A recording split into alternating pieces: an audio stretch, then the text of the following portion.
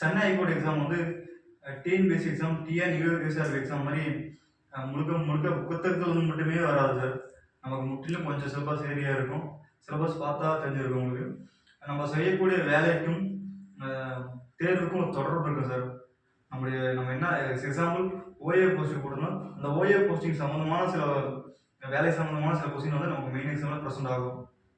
கடைசி 3 ஆண்டுகளாக அந்த கொஸ்டின் எக்ஸாம் எழுதுறவங்களுக்கு தெரியும், அது பார்த்தவங்களுக்கு தெரிஞ்சிருக்கு எப்படி இருக்குன்னு.